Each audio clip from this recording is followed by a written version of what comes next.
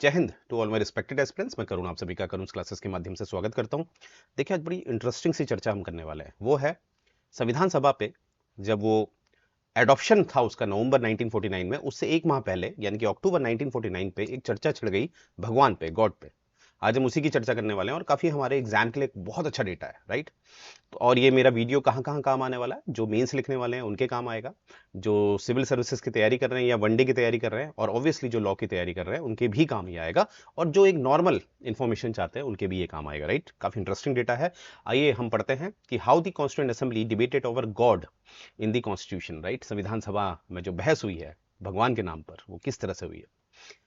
तो शुरू करने से पहले देखते हैं कि मैं जिस राज्य को बिलोंग करता हूं वहां पर मां नंदा मां सुनंदा, यानी कि उत्तराखंड से मैं बिलोंग करता हूं, तो वहां पर महिलाओं का हमेशा एक सम्मान किया जाता है। तो शुरुआत करने से पहले ये आप देख पा रहे होंगे हमारी संविधान सभा की जो महान नायिका हैं उनका ये दृश्य आपके सामने में लेके आया हूं, राइट।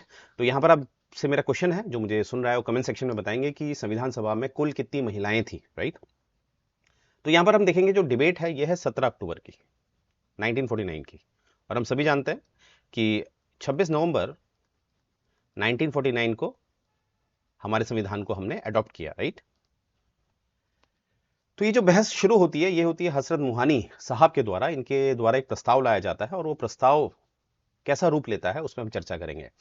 उससे पहले हम देखेंगे हजरत मुहानी द्वारा कुछ भारत के इतिहास को कुछ दिया गया है। जैसे एक प्रसिद्ध नारा है, इनकलाब जिंदाबाद, इनकलाब जिंदाबाद, long live the revolution.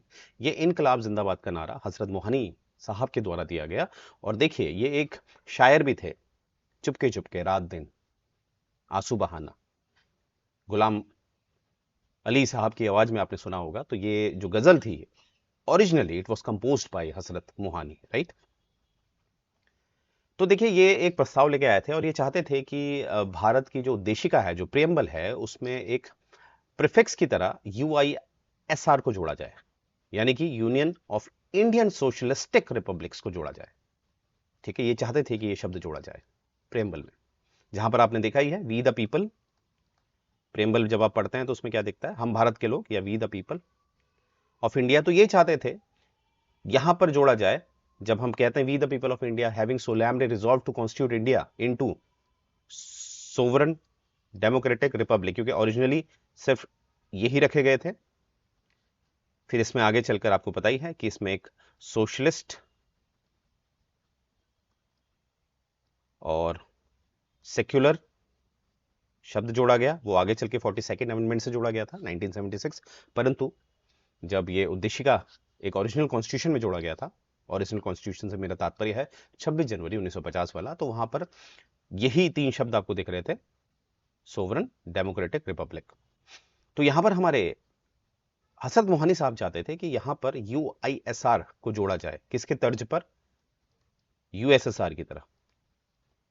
Obviously जो नहीं माना गया। अब क्वेश्चन है कि क्यों नहीं माना गया, क्यों नहीं माना गया। इसलिए नहीं माना गया क्योंकि यहां पर जो ये शब्द है सोशलिस्टिक, और अगर मैं बात करूं ये यूएसएसआर के तर्ज पर इसको जोड़ना था, तो यहां पर ये जो सोशलिस्ट था या जो ये सोशलिज्म था, ये किसका था, ये कार्ल मार्क्स का था।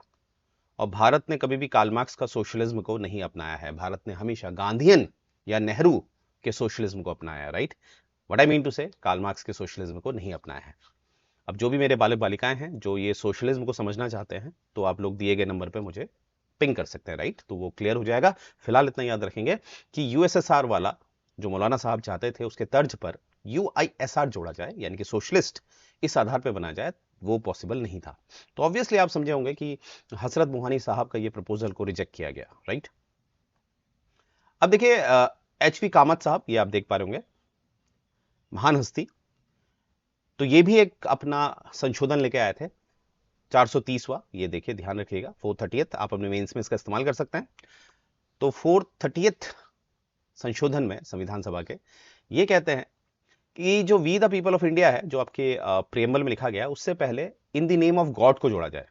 आई repeat, we the people of India से पहले in the name of God को जोड़ा जाए। ये चाहते थे एचवी कामत।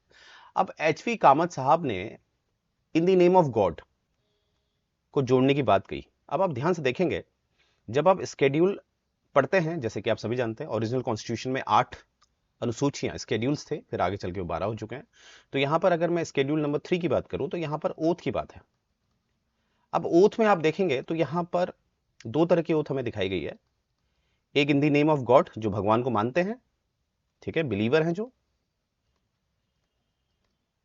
और एक ऐसी ओथ है जिसमें सोलैमली वाली बात है, वहां पर नॉन बिलीवर्स को भी सपोर्ट किया गया है। क्योंकि देखिए ये बात हमेशा याद रखिएगा कि अगर हम देखें, मैं अपने आर्टिकल 25 को देखूं तो आर्टिकल 25 जो एक फंडामेंटल राइट है, वो अधिकार देता है आपको किसी भी धर्म को मानने की आजादी देता है, किसी भी धर्म को। अब देखिए धर्म एक विचार होता है, आप याद रखिएगा, धर्म बेसिकली एक विचार होता है। और कभी कभी ऐसा होता है कि किसी भी धर्म में आपके जो अंदर से जो विचार है वो नहीं मैच कर पा रहे हैं। तो व्हाट आई मीन टू से, अगर आप किसी धर्म को नहीं भी मानना चाहते हैं, उसकी भी आजादी आपको मिलती है। अगर आप आर्टिकल 25 और आर्टिकल 19 दोनों को एक साथ पढ़ते हैं तो आपको ये समझ में आएगा कि कहीं ना कहीं हमारे पास ऐसी लिबर्टी है, ऐसी आजादी है जिसमें मैं किसी भगवान को नहीं भी मान सकता हूं, यानी कि मैं नास्तिक भी बन सकता हूं। और एचवी कामत साहब के हिसाब से अगर इन द नेम ऑफ गॉड डाल दिया जाएगा तो जो नॉन बिलीवर हैं, जो भगवान को नहीं मानने वाले लोग हैं, उन लोगों का क्या, उन लोगों को भी कहीं ना कहीं मानना पड़ेगा। और ये जो आजादी है, ये सोचने की जो आजादी है, जो आर्टिकल 25 और आर्टिकल 19 हमें देता है, उसको कहीं ना कहीं बाईपास करेगा। तो इसीलिए जब ये एचवी कामत साहब ये प्रस्ताव लेके आते हैं कि वी द पीपल से पहले in the name of God को जोड़ा जाए, तो यहां पर हमारे डॉक्टर राजेंद्र प्रसाद साहब, जो उस समय के राष्ट्रपति थे, ये स्केड्यूल 3 का प्रूफ देते हैं, एक आधार देते हैं कि आप स्केड्यूल 3 को देखिए, जहां पर आप देखेंगे दो तरह की ओथ हमें दिखती है, swear in the name of God जो भगवान को मानते हैं, और सोलैमली अफर्म जो भगवान को नहीं मानते। तो अगर हम ये गॉड शब्द को आगे डाल देंगे तो फिर जो भगवान को नहीं मानते हैं उनका क्या, वो तो कभी भी फिर कोई संवैधानिक पद पर जहां पर शपथ खानी है, यानी कि जो पब्लिक सर्वेंट बनेंगे वो तो बन ही नहीं पाएंगे, राइट। तो ये बात कहीं ना कहीं राजेंद्र प्रसाद ने, जो कामत साहब हैं, इनको याद दिलाया कि आप जो प्रस्ताव लेके आए हैं 430 के रूप में, वो कहीं ना कहीं अनैतिक है, अनकॉन्स्टिट्यूशनल है। और इस डॉक्टर राजेंद्र प्रसाद साहब की बात को सपोर्ट करती है पूर्णिमा बनर्जी, जो यूपी से आई थी, ठीक है। यूपी से यहां पर मेरा मतलब है यूनाइटेड प्रोविंस से, राइट। आगे देखते हैं। अब एक है हमारे त्रवनकोर और कोचीन का, जिन्होंने रिप्रेजेंटेशन किया, जिनका नाम है पत्तम थानु पिल्लई। ये बड़ी इंटरेस्टिंग बात कहते हैं, यही जो एचवी कामत साहब जो लाए थे ये वाला प्रस्ताव, ठीक है। इस प्रस्ताव को अच्छी तरह ये समझाते हैं, जो ऑलरेडी मैंने समझाया आपको। ये कहते हैं कि कहीं ना कहीं जो भगवान को नहीं मानते हैं उन पे भी ये कंपल्शन आ जाएगा जब बात फेथ की हो जाएगी, ठीक है, अगर आप भगवान वाला शब्द जोड़ते हैं प्रेमबल में, ठीक है। क्योंकि कहीं ना कहीं हमारे पास जो फ्रीडम ऑफ फेथ है वो भी एक हमारा फंडामेंटल राइट है। जैसे फ्रीडम ऑफ फेथ मैंने बोला ना आपको, जैसे आर्टिकल 25 आपको आजादी देता है कि आप अपने फेथ, यानी कि फेथ धर्म एक भरोसा ही तो है, एक सोच ही तो है। तो वो कहीं ना कहीं जो हमें राइट है कि हम धर्म को मान भी सकते हैं, नहीं भी मान सकते हैं, तो वो इसको वॉल्यूशन करेगा उसका, अगर हम भगवान को जोड़ देते हैं। देखिए क्या लिखा है इसमें, right to believe in God और not according to the constitution, यानी कि हमें अधिकार है कि हम भगवान को मान भी सकते हैं, हमें अधिकार है कि हम भगवान को नहीं भी मान सकते हैं, राइट। ये अधिकार है हमारा। और अगर हम भगवान शब्द को जोड़ देते हैं शपथ में, तो जो आदमी भगवान को मानता ही नहीं है और वो शपथ के समय भगवान का नाम ले रहा है, तो वो तो आर्टिफिशियल दिखेगा, राइट। तो ये बात हमारे पत्तम थानु पिल्लई साहब बहुत बेहतरीन तरीके से समझाते हैं उस समय, राइट, जो ऑलरेडी हमने डिस्कस किया। आगे देखते हैं रोहिणी कुमार चौधरी। अब देखिए ये तो असम से इन्होंने रिप्रेजेंट किया था, ये लिखा नहीं है, मैं बता देता हूं, असम से इन्होंने रिप्रेजेंट किया है। अब मैं क्यों बता रहा हूं, कभी कभी आपसे मैच द फॉलोइंग आ जाता है, और कुछ तो इंपॉर्टेंट ये संविधान सभा के सदस्य थे, उनसे मैच द फॉलोइंग के क्वेश्चन आते हैं। तो ये जो आपके सामने नाम आ रहे हैं ये आपने याद रखने हैं। तो ये असम से है, राइट। इस बहस में ये अपना एक सुझाव क्या देते हैं, गॉड नहीं गॉडेस डालना चाहिए। और ये कुछ इस तरह की बातें करते हैं कि हिंदू सभ्यता में हमेशा जो नारी है उनका नाम पहले आता है, जैसे राधे कृष्ण, इस तरह से राधे पहले नाम आ रहा है। तो यहाँ पर सभी लोग इसमें हंसते हैं। यहाँ पर काफी एक कहीं ना कहीं जो रोहिणी कुमार जी हैं, ये कहीं ना कहीं एक हंसी का पात्र भी बनते हैं अपने इस प्रस्ताव से कि गॉड नहीं आना चाहिए, गॉडेस आना चाहिए। क्योंकि बात तो हो रही थी कि गॉड ही जो लाया जा रहा है प्रस्ताव कि भगवान का नाम आना चाहिए प्रेमबल में, कहीं ना कहीं स्केड्यूल 3 के तहत जो हमारे प्रेसिडेंट साहब हैं वो कह रहे हैं कि गॉड का नाम नहीं आना चाहिए। पर यहाँ पर तो आप देखिए रोहिणी कुमार साहब जो हैं ये तो गॉडेस कह रहे, गॉड नहीं गॉडेस आना चाहिए, राइट। तो हंसी का पात्र बनते हैं ये। और रोहिणी कुमार जी ये हैं, ये आप देख रहे होंगे ये वाले, ठीक है, this is Rohini Kumar ji, right. Next. अब यहां पर देखिए आगे, अब सीधे मैं आपको लेके जा रहा हूं हमारे आज के समाज में। तो ज्यादा पुराना केस नहीं है, ये उमेश चलियल हैं, ये आप देख पा रहे होंगे, ये एक एमएलए हैं, राइट। ऐसा हुआ था कि इन्होंने जब शपथ समारोह था, एज एमएलए ये शपथ ले रहे थे, तो इन्होंने अपने शपथ लेते समय इन दी नॉम माफ कीजिएगा, इन दी नेम ऑफ गॉड होता है शपथ में, लिखा है संविधान में इन दी नेम ऑफ गॉड। वहां पर इन्होंने गॉड का नाम लेकर, गॉड का नाम नहीं लिया, उसको अपने जिनको ये मानते हैं उनका नाम ले लिया। व्हाट आई मीन टू से, जैसे यहां देखिएगा, इन द नेम ऑफ गॉड, इस तरह से शपथ है, या रुकिए मैंने अभी दिखाया भी था आपको, ये देखिए, swear in the name of God, इस तरह से आपके संविधान में लिखा है स्केड्यूल 3 में। तो आपने ऐसे ही बोलना होता है, पर इन्होंने क्या करा, गॉड नाम को रिप्लेस करके यहां पर बोल दिया इन्होंने नारायण गुरु। यानी कि इन्होंने शपथ कैसे खाई, swear in the name of Narayan गुरु, इन्होंने ये कह दिया, राइट। तो देखिए, इन्होंने जो शपथ ली थी, जो इन्होंने शपथ लेते समय गॉड के बदले नारायण गुरु का नाम इस्तेमाल किया, तो आगे चलकर ये मुद्दा जो है, ये जो ओथ जो है, ये supreme court, honourable supreme court में पहुंची, और ऑनरेबल सुप्रीम कोर्ट ने इसको नल एंड वॉइड कर दिया। इस ओथ को क्या डिक्लेयर कर दिया, null and void. Supreme court, honourable supreme court ने कहा कि आप जो वर्ड गॉड है उसको गॉड की तरह इस्तेमाल करेंगे, उसमें कोई भी आप किसी भी गॉड मैन को नहीं जोड़ेंगे। अर्थात गॉड मैन से मतलब है यहां पर कोई भी आप किसी प्रॉपर नाउन का इस्तेमाल नहीं करेंगे। जैसे शिवा, अगर आप शिव को मानते हैं तो शिवा नहीं बोलेंगे, आप विष्णु को मानते हैं तो विष्णु नहीं बोलेंगे, राइट, वगैरह वगैरह। तो ये बात हमारे ऑनरेबल सुप्रीम कोर्ट ने साफ बोल दी है कि गॉड वहां पर गॉड रहेगा, आप अलग अलग नाम नहीं लेंगे। ऐसे तो फिर आदमी वाहिगुरु का भी नाम लेने लग जाएगा, अल्लाह का भी नाम लेने लग जाएगा, राइट। तो कहीं ना कहीं समाज के लिए अच्छा नहीं है, राइट।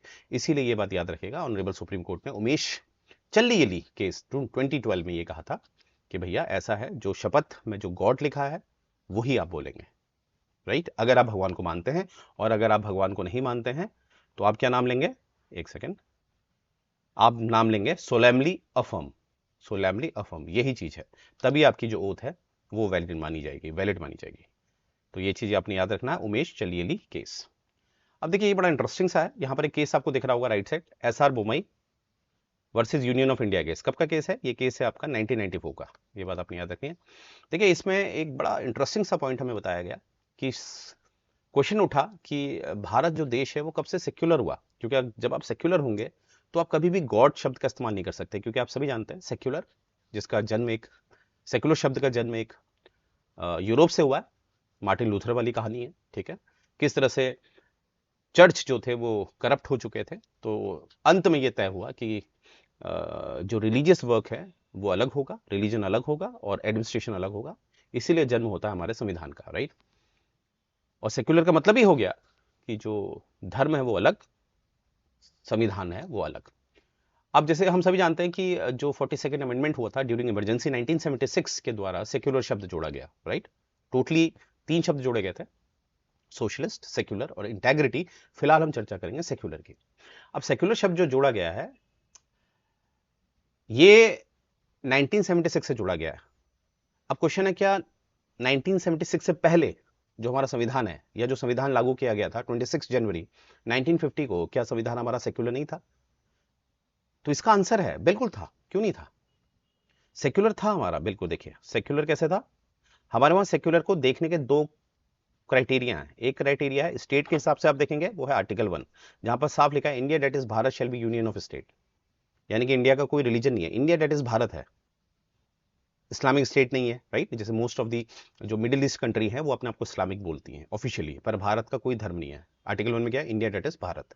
और वैसे ही आप अगर लोगों के लेवल से देखोगे, पीपल, तो वहां पर आपको क्या दिखेगा, अगर मैं आर्टिकल 25 और 26 को एक साथ पढ़ूं, तो लोगों को आजादी है, वो किसी भी धर्म में पैदा हुए हैं, वो किसी भी धर्म को या उससे जुड़ी हुई जो जो जो जो कस्टम्स हैं उसको वो लोग फॉलो कर सकते हैं, राइट। तो लोगों के एंड से वो किसी भी धर्म को मान सकते हैं, और राज्य के आधार पर राज्य का कोई धर्म नहीं है। ये है हमारा सेक्युलर, ये तो पहले से है। अब देखिए आर्टिकल 1, आर्टिकल 25, आर्टिकल 26, ये तो ओरिजिनल कॉन्स्टिट्यूशन के हैं। तो इसीलिए हमारे ऑनरेबल सुप्रीम कोर्ट ने SR Bommai case union versus union of India case में एक साफ बोला है कि हमारा जो सेक्युलर है वो तब से है जब से हम रिपब्लिक बने हैं। और ऑब्वियसली हम स्टार्टिंग में मैंने आपको बोला था, अगर आपको याद हो, कि जब ऑब्जेक्टिव रेजोल्यूशन लाया गया था, ऑब्जेक्टिव रेजोल्यूशन पंडित जवाहरलाल नेहरू जी के द्वारा, आप सभी जानते हैं वो कब लाया गया था, 13 दिसंबर 1946, तभी तय हो गया था कि हम रिपब्लिक होंगे। अगर रिपब्लिक तय हो गया है तो रिपब्लिक का मतलब हमारे वहां क्या है, तब से हम क्या है, सेक्युलर। इसका एक और मतलब हुआ कि 26 जनवरी 1950 को, 26 जैन 1950 को हमारा देश क्या था, रिपब्लिक था, बिल्कुल। तो ऑब्वियसली तब से हम क्या हैं, सेक्युलर भी हैं। तो आपके पास एक मीन्स राइटिंग या आपसे कोई पूछता है कि जो संशोधन हुआ था जिसमें सेक्युलर शब्द जोड़ा गया था, क्या भारत का संविधान 1976 से सेक्युलर हुआ? इसका आंसर है नहीं। सेक्युलर ये तब से है जब से संविधान लागू हुआ है, जब से हम रिपब्लिक हुए, राइट। और ये कहां से हमें मिलता है? ये ऑनरेबल सुप्रीम कोर्ट के बम्बई एसआर बम्बई केस से 1994 से हमें पता चलता है, राइट। एसआर बम्बई केस 1994 से। तो मुझे उम्मीद है ये जो चर्चा हमने करी और कुछ नाम हमने देखे इंटरेस्टिंग है और ये डेटा आपके काम आया होगा, राइट। तो अगर मेरा ये प्रयास आपको पसंद आता है तो लाइक करिए, शेयर करिए, कमेंट करिए, राइट। तो यहीं से मैं सेशन एंड करने जा रहा हूँ। जय हिंद गाइस।